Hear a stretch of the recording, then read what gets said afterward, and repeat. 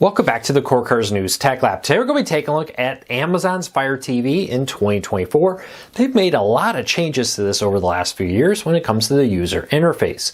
We're going to break down everything you need to know about it, give you some quick highlights and pointers to help you decide if the Fire TV is the right streaming player to help you break free from the high cost of cable television and still watch the shows you enjoy. Now with this, we're going to dive into a few basics, but first, do me a favor, hit that subscribe button, hit that thumbs up, let YouTube know you enjoy what we do here, so YouTube recommends our videos to more people, helping us grow and hopefully helping you break free from the high cost of television. Well, this is the standard Amazon Fire TV home screen. You got a bunch of rows of recommended content, continue watching, you have sponsored content, live now. These are live channels of content, either through paid subscriptions, like we currently have Stars, so I see that here, but then other free channels also. Then recently used apps. You can see recommendations here with that. Just all kinds of content that they're suggesting for you that they think you will like. Let's go up to the top here. Now, at the top, you have some pinned apps right here. These are most common ones, and you can set which ones you want here by going into this little option here where it shows you more apps out there and allows you to see everything you currently offer. And then in here, you can pick which apps you would like to have. So for example, if I said Sling TV is one I use all the time, I hit the menu button on my Fire TV and I can move it right up in here if I so choose. See, I put it right up here, rearrange it wherever I want to put that. So you pick whatever apps you want and have it right there. It's a really nice feature. They also have some other options here in the menus. So you got live TV. These are all the live channels and live streaming apps that you may have.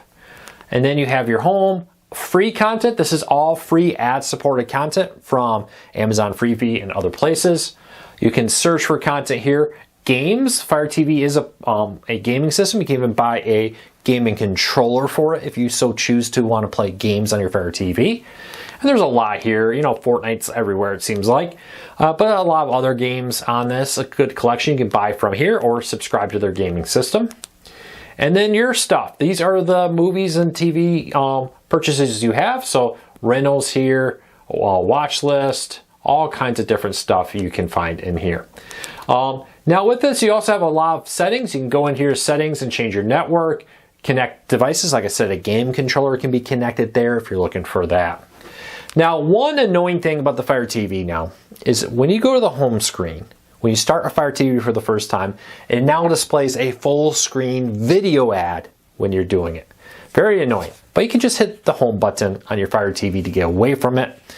Something they're doing to try to drive up revenue here. It's part of the reason they can sell these Fire TVs so cheap is that they're displaying ads to you to get money from it. But it's pretty similar. Now, honestly, when you go into Netflix, you go into YouTube TV, Disney Plus, and the like, it looks exactly the same as it does on a Roku or Fire TV, typically. Most apps have the same user interface across all platforms.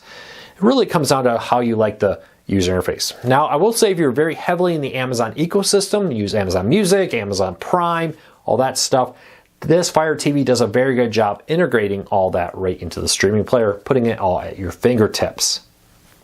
But what about the remote? That's a very important part. Now this is the Pro remote. This is the one that came with a Fire TV Stick 4K Max, which is what I'm displaying.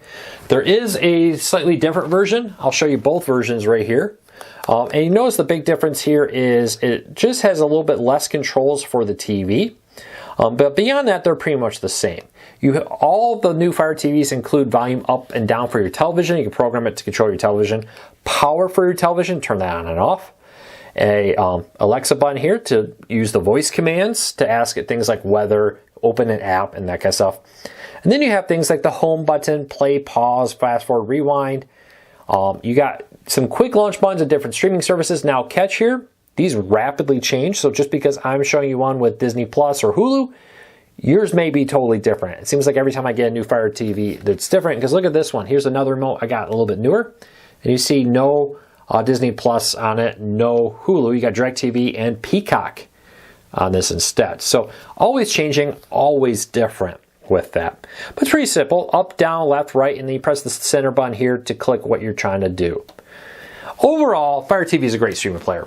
Is it better than other things on the market?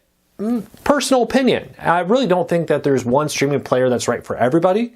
Like I said, if you're heavily into the Amazon ecosystem, this does a very good job of integrating with your Amazon purchases, rentals, music, and the like.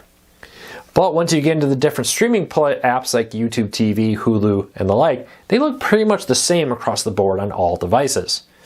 Overall, I'm going to give this a good 2 thumbs up. This is a great option. I really do like it. It's very responsive, very smooth. As you've seen as I click through the menus, everything very quickly moved along. No problem using anything. Overall, 2 thumbs up. Doesn't matter if you get the Fire TV Stick 4K or the Fire TV Stick HD, this user interface you just saw here will be the same across the board.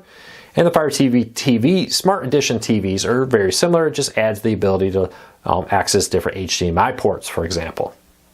So if you like it, check it out. I will put a link to the different Fire TVs on the Amazon store in the first pinned comment. If you have any questions, leave me a comment, let me know. I'd love to hear from you. But hopefully this tour of the Fire TV helps you decide if this is right for you or not. If it is, or if it's not, leave me a comment. I'd love to hear from you. Don't forget to hit that subscribe button. I'll see you again tomorrow. Take care, be safe, have a fantastic week, everybody.